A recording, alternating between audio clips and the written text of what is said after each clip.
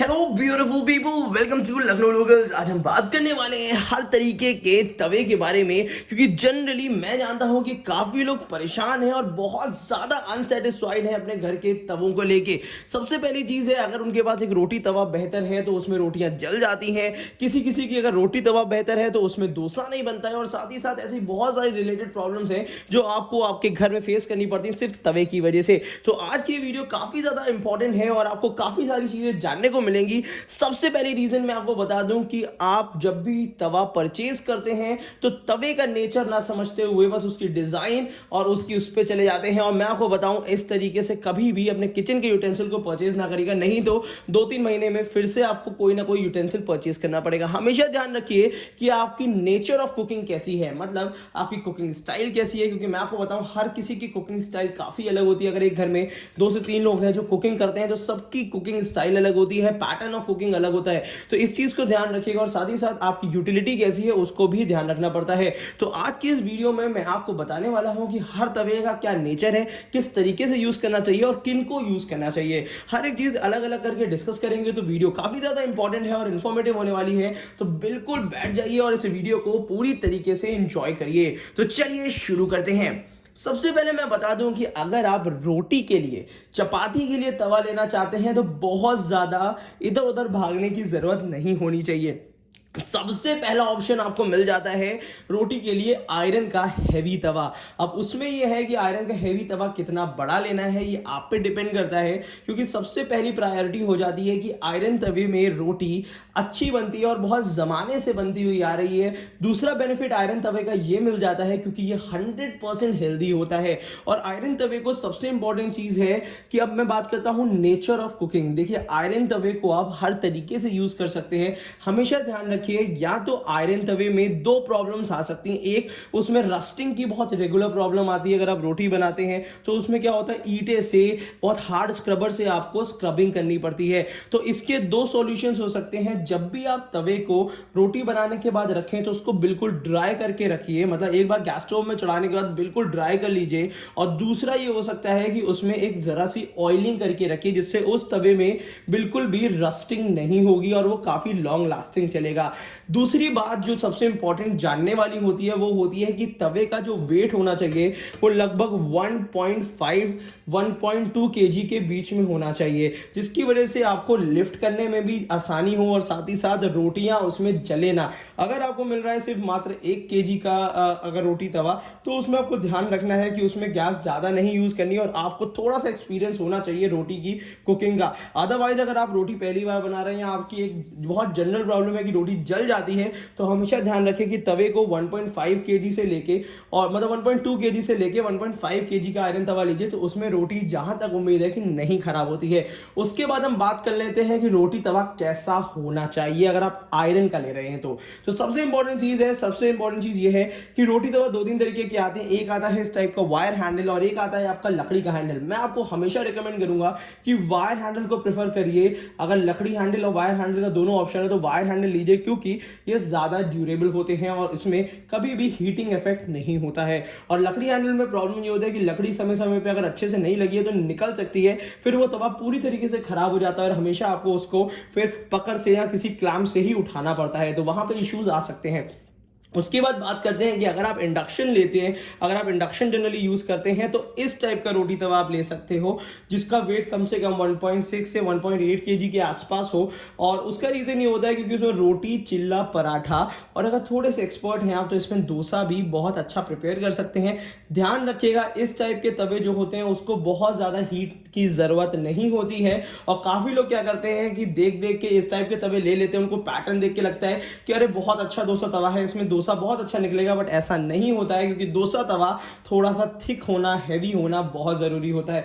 तो इसलिए मैं आपको रिकमेंड करूंगा कि अगर आप मल्टीपर्पज तवा लेना चाहते हैं तब तो ये अच्छा है, बट स्पेशली अगर डोसे का तवा लेना चाहते हैं तब इस तवे को थोड़ा सा सेकेंड और थर्ड ऑप्शन ही रखिएगा। तो आपको हो सकता है कि आयरन तवे में काफी सारी चीजें मैंने बता दी हैं कि किस तरीके से परचेज करना चाहिए, चाहिए। और उसी के साथ साथ कुछ बाय लिंक्स मैंने आपको नीचे डिस्क्रिप्शन बॉक्स में दे रखे हैं रोटी तवे के, जहां से आप परचेज कर सकते हैं। इसके बाद दूसरी बात आती है कि रोटी तवे में आयरन आप यूज ही नहीं करना चाहते हैं, आपको यूज करना है कोई दूसरा मटेरियल जिसको कहते हैं हार्ड एनोडाइज।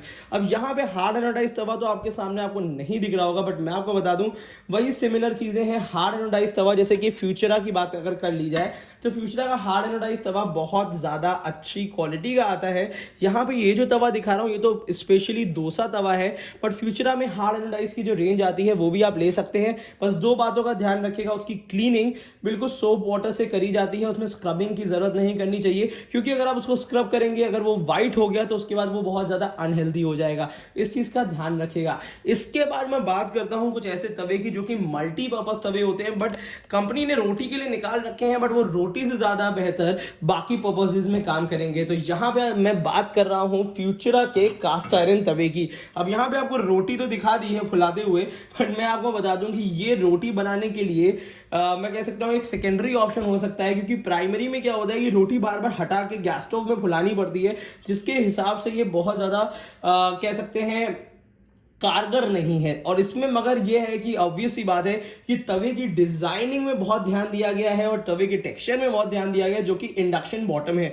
तो इसमें आप, हाँ, इंडक्शन में आप रोटी बहुत आसानी से बना सकते हैं, कोई इशू नहीं है, बट इसमें ये जो हैंडल जो गर्म हो जाते हैं तो उठा के रोटी को फुलाना थोड़ा सा डिफिकल्ट हो जाता है। या तो आप दो गैस स्टोव के यूज करें, दो बर्नर्स के यूज करें जिससे आप रोटी फुला सके। अदरवाइज ये वाला तवा आपके पराठे के लिए, चिल्ले के लिए, as a sizzler plate, omelette के लिए और भी बहुत सारे जो मल्टीपर्पसेस होते हैं उसके लिए बहुत ज़्यादा हेल्दी और बहुत ज़्यादा यूनिक है। तो मैं आपको ये तब रिकमेंड करूंगा जब आपको रोटी के अलावा और भी पर्पसेस इसमें सॉल्व होते हुए दिखते हैं, क्योंकि सबसे पहला बेनिफिट इस तवे का ये मिलता है, ये 100% हेल्दी है, आयरन का बना हुआ है, कास्ट आयरन का है, और साथ ही साथ इंडिया के टॉप ब्रांड का है, जिसमें आपको डिजाइन बहुत आगे मिलती है। डिजाइन में सबसे पहला बेनिफिट होता है ये बहुत इजीली स्टैकेबल है, कहीं भी स्टैक करके किसी भी अलमीरा में आप इजीली अपने बर्तन स्टैंड में इजीली रख सकते हैं। प्लस इसका जो साइज दिया है वो घरों के हिसाब से बहुत नॉर्मल साइज है, 24 सेंटीमीटर का है, जिसमें स्मॉल यूटिलिटी तो आप इजीली कर सकते हैं। ऑमलेट से रिलेटेड हो गया,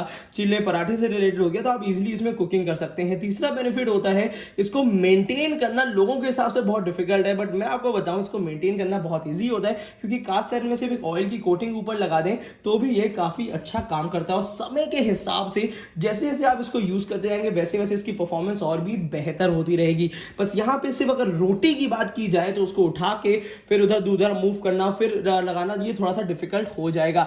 बट मैं आपको रिकमेंड करूंगा ये तवा कि अगर आप एक छोटे साइज का तवा कास्ट आयरन का लेना चाहते हैं तो this can be the best option, जो नॉर्मल साइज में आपको एक अच्छा मिल सकता है। इसलिए अगर हम वजन की बात, वेट की बात करते हैं तो 1.5 kg के आसपास में है, क्योंकि इससे पहले वीडियोस में मैं वेट करके भी दिखा चुका हूं।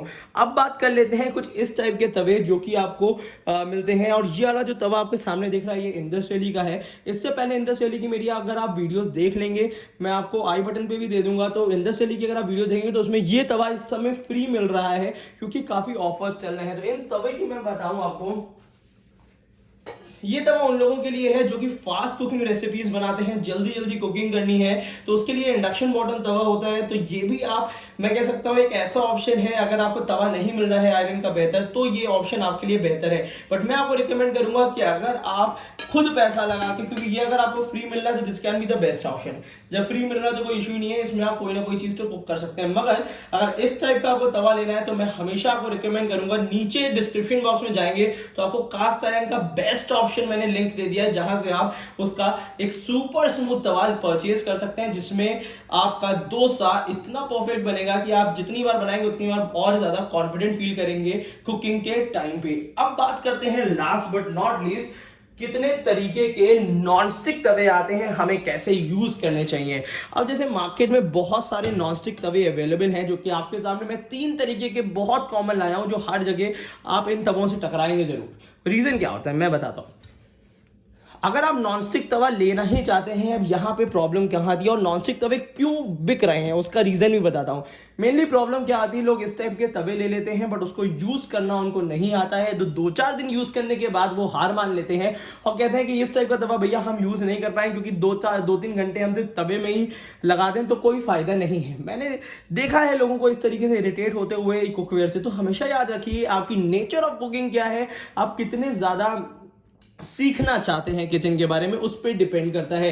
तो यहाँ पे मैं आपको रिकमेंड करूंगा कि इस तवे को अगर आपको यूज़ करना है तो सबसे पहले आपके पास पेशेंस होना चाहिए, क्योंकि इस तवे को थोड़ा समय लगता है मेंटेन होने में और थोड़ा समय लगता है इसके तरीके से कुकिंग करने में। अगर आप प्रोफेशनल हैं तब तो आप बहुत ईजिली यूज़ कर लेंगे, बट अगर आप नए हैं कुकिंग में तो आपके लिए ये तवा थोड़ा सा डिफिकल्ट हो सकता है। बट अगर आप 2-4 हफ्ते भर अगर आप इसमें प्रैक्टिस करेंगे तो मैं आपको बताऊं this can be the best Tawa, healthy option जो कि आप यूज़ कर सकते हैं। मगर अब काफ़ी बड़ी मार्केट है और काफ़ी सारे लोग हैं जो कहते हैं कि नहीं भैया हमें नॉन स्टिक ही दे दो जिससे हम इजीली बना सकें, जिसमें चिपके ना और परेशानी ना उठानी पड़े। तो सबसे पहली चीज़ है कि नॉन स्टिक में एक बेनिफिट तो आपको ये मिल जाता है, ईज़ ऑफ कुकिंग। मतलब ये है कि आपकी कुकिंग बहुत ज़्यादा आसान बना देता है, विदाउट ऑयल कुकिंग हो सकती है पहली चीज़। उसी के साथ साथ दूसरी चीज़ ये है कि बहुत ईजी कुकिंग हो सकती है, चिपकता ही नहीं है तो आप कोई भी बना सकता है इसमें। और साथ ही साथ इसमें अलग अलग वैरायटी आती है, तो कौन सी वैरायटी आपको परचेज करनी चाहिए। तो यहाँ पे जो सबसे पहले मैं वैरायटी दिखाने वाला हूँ वो है स्टेनलेस स्टील ट्राईप्लाई स्टील का प्रेस्टीज का हनीकॉम्ब सीरीज का तवा। ये काफ़ी डिफरेंट और लग्जरियस लगता है देखने में, और ये काफ़ी सारे शेफ्स यूज़ करते हैं क्योंकि ये बहुत ज़्यादा ड्यूरेबल होता है। तो आपने बहुत बड़े बड़े शेफ्स को देख रखा होगा कि इस टाइप के तवे और इस टाइप के हनीकॉम्ब वाले कुकवेयर यूज़ करते हैं। रीज़न ये होता है क्योंकि ऑब्वियस सी बात है कि उनको एक तो ट्राईप्लाई स्टील में कुकिंग करने की आदत होती है और बहुत ज़्यादा प्रोफेशनल कुकिंग करते हैं, तो उसमें उनको चाहिए होता है कि जल्दी जल्दी छोटे छोटे ऑमलेट्स और चीज़ें बन सकें होटल वेयर के लिए और लोगों को सर्व करने के लिए। तो वहाँ पे इस टाइप के कुकवेयर यूज़ होते हैं। पहला बेनिफिट इस कुकवेयर में ये होता है कि इसमें यूनिफॉर्म हीट डिस्ट्रीब्यूशन होता है। दूसरा बेनिफिट ये होता है कि ये बहुत ज़्यादा ड्यूरेबल होते हैं। और उसी के साथ साथ अगर ये वाली जो हनीकॉम्ब सीरीज होती है इसका जो नॉन स्टिक होता है वो भी काफ़ी ड्यूरेबल होता है अगर प्रोफेशनली और केयरफुली यूज़ किया जाए। तो यहाँ ये 3 बेनिफिट इसमें मिल जाते हैं। बट अगर घर की बात करी जाए तो घर में मेन प्रॉब्लम होती है इसको स्क्रबिंग करके लोग धुल देते हैं। दूसरा बेनिफिट मतलब दूसरा नुकसान इसमें ये हो जाता है कि लोगों को पता ही नहीं होता कि इसको यूज़ कैसे करना है। तो यहाँ पे 2-3 ऐसे बेसिक पॉइंट्स मैं बताता हूँ कि अगर आप हनीकॉम्ब लेने की सोच रहे हैं तो सबसे पहली चीज़ है कि इसका एक रिप्लेसमेंट भी है जो कि कास्ट आयरन के नाम से आता है। तो कास्ट आयरन का बाय लिंक मैंने दे दिया है, जहाँ पे आप इजीली एक जरा सी ऑयल की सीजनिंग करके आप उसको यूज़ कर सकते हैं। मगर हनीकॉम्ब अगर आप ले रहे हैं इस टाइप की सीरीज तो ध्यान रखिएगा इसमें किसी भी स्क्रबर से स्क्रब नहीं किया जाता है। कुकिंग के टाइम पे ही आपको एक क्लॉथ रखना है जिसमें जब भी इसमें आप कुकिंग कर लें तुरंत मटेरियल हटा के और एक ड्राई क्लॉथ से इसकी पूरे ऊपर की ऑयल या जो भी फूड मटेरियल लगा है उसको पोंछ दें और फिर उसको रख दें। खाना बनाने से पहले उसको अच्छे से वॉश करें, प्री हीट करके तब यूज़ करिए। तो बेसिकली ये तरीका होता है इसको यूज़ करने का, क्योंकि ये बहुत प्रोफेशनल यूटेंसिल्स होते हैं जो हर किसी के लिए नहीं होते। उन लोगों के लिए है जो कि चाहते हैं इस तरीके के या जानते हैं इस कुकवेयर के बारे में। और दूसरी बात कर लेते हैं यहाँ पे वो बहुत ही ज़्यादा कॉमन कह सकते हैं तवों के बारे में, कि सबसे पहला तवा हमारे जहन में आता है वो आता है इंडिया के one of the top brand का फ्यूचरा का। अब यहाँ पे फ्यूचरा में भी 2-3 प्रिकॉशंस रखने बड़े ज़रूरी हैं। अगर आप हर तवे से हार मान चुके हैं आपको चाहिए नहीं भाई अब मेरे को नॉन स्टिक ही चाहिए क्योंकि मैं नहीं कुकिंग कर पा रहे हैं, तो यहाँ पे ये तवा आपके एक ऑप्शन हो सकता है। सबसे पहली चीज़ है फ्यूचरा में 2 तरीके के कुकवेयर्स आते हैं, एक आता है फ्यूचरा हार्ड एनोडाइज और एक आता है फ्यूचरा का नॉन स्टिक। तो यहाँ पे ये कंफ्यूज ना होइएगा, सिर्फ फ्यूचरा ही ना ले लीजिएगा, नहीं तो गलती से हार्ड एनोडाइज तवा आपने ले लिया तो उसमें चिपकने से कोई नहीं रोक सकता। तो फ्यूचरा का नॉन स्टिक कुकवेयर आता है जिसमें पहचान क्या होती है वो भी बता दो, हमेशा फ्यूचरा के आगे नॉन स्टिक भी लिखा रहता है और फ्यूचरा के टोटल उसमें भी लिखा रहता है कि ये नॉन स्टिक है। तो यहाँ पे ये नॉन स्टिक जो होता है वो हार्ड एनोडाइज करने के बाद उसके ऊपर नॉन स्टिक की जाती है, और जो कि एक बहुत पेटेंटेड प्रोसेस है। जर्मन पीएफओ फ्री पीएफओ एक केमिकल है जो कि नहीं यूज किया जाता है और हार्मफुल भी होता है इसलिए। और साथ ही साथ ये कुकवेयर को यूज कैसे करना है वो मैं बता देता हूँ। नॉन स्टिक खराब तभी होता है जब आप इसमें बहुत ज़्यादा ऑयल यूज़ कर लेते हैं और उसको कुकिंग करने के बाद उस ऑयल को पोंछते नहीं है। हमेशा ध्यान रखिए जब भी आप नॉन स्टिक यूज़ करते हैं तो आपको एक ड्राई क्लॉथ, एक सूती कपड़ा कह सकते हैं, साथ में रखना है। डोसे बना लीजिए, चिल्ले बना लीजिए, पराठे बना लीजिए और उसके बाद जब भी बना लेते हैं तो उस ड्राई क्लॉथ से एक्स्ट्रा ऑयल गरम गरम में ही पोंछ लीजिएगा। मतलब जब भी तवा गरम है और कुकिंग के टाइम पे अगर आप पोंछ लेंगे और जब ये बिल्कुल ठंडा हो जाए तब इसको वॉश करेंगे तो ये कोटिंग कभी खराब नहीं होगी और उसी के साथ साथ हेल्दी भी रहेगी। और हेल्दी की बात तो मैं बिल्कुल नहीं कहूँगा, क्योंकि अगर ये कोटिंग पील ऑफ होने लगी तो बिल्कुल हेल्दी नहीं होती, क्योंकि पील ऑफ होने के बाद हर कुकवेयर खराब हो जाता है। तो इस चीज़ का ध्यान रखिएगा। कुछ बेनिफिट्स हैं इसमें, कुछ ईज ऑफ यूजिंग भी है, बट उसके साथ साथ इसमें हेल्थ इश्यूज भी हो सकते हैं अगर इसकी कोटिंग पील ऑफ होती है तो। और इसके बाद लास्ट बट नॉट लीस्ट मैं एक तवा आपको दिखाने वाला हूं। जैसे कि बहुत सारे कुकवेयर आपने देखे हैं जिसमें नॉनस्टिक कोटिंग होती है और फिर उसके बाद एक्सपोजर होता है, जैसे कि ग्रेनाइट फिनिशिंग भी हमने प्रेस्टीज के देख रखा है कि जिसमें साइड में आपको दिख जाता है कि यहाँ पे एक जो बेस मेटल है वो दिखता है। बट यहाँ पे मैं कैरोटे का एक नॉनस्टिक कोटिंग मुझे काफ़ी अच्छी क्वालिटी की लगी और बहुत बेसिक प्राइसिंग की लगी, जिसको मैं दिखाने वाला हूँ। ये 28 सेंटीमीटर का कैरोटे का डोसा तवा कह सकते हैं, मल्टीपर्पज तवा कहते हैं, जिसमें आप एक दो लोग की रोटी भी प्रिपेयर कर सकते हैं। सबसे अच्छी चीज़ इसमें मुझे लगी इसका वेट बैलेंस काफ़ी अच्छा है। उसी के साथ साथ इंडक्शन बॉटम है और इसमें कहीं भी एक्सपोजर नहीं है बेस मेटल का।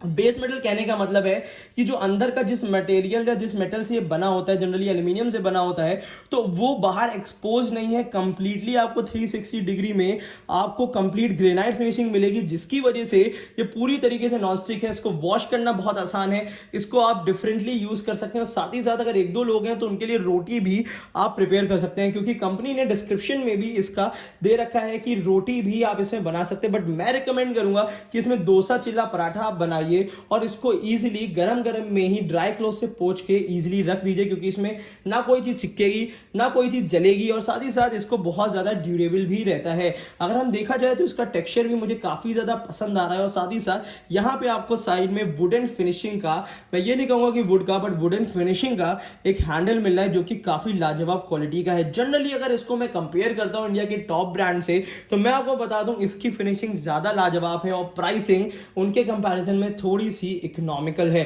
तो अगर आप 1000 से 1100 रुपए के बीच में अगर एक तवा लेना चाह रहे हैं तो कैरोटे का ये ग्रेनाइट फिनिशिंग काफी अच्छा ऑप्शन आपको मिल सकता है। मगर एक बार फिर मैं कहूं, अगर इसकी कोटिंग आपसे पील ऑफ हुई, अगर आपने कोई भी तवा अलग तरीके से यूज किया जिस हिसाब से वो नहीं बना हुआ है, तब कोई भी कुकवेयर होगा तो वो खराब हो जाता है और फिर आपको नया कुकवेयर परचेज करना ही पड़ेगा। तो हमेशा इस वीडियो को अगर आपने देख लिया तो काफी सारी जानकारी आपको मिल गई होगी कि किस तरीके से आपको अपना कुकवेयर यूज करना है और कितने बेहतर तरीके से यूज करना है। तो लगभग मैंने आपको हर एक चीज जानकारी दे दी है, बट वही है कि अब चॉइस आपकी है कि आपको अपने घर के लिए कौन सा तवा किस तरीके से यूज करना है जिससे तवे की परेशानी दूर हो सके। तो आज की वीडियो के लिए इतना ही। Thank you so much, keep supporting us.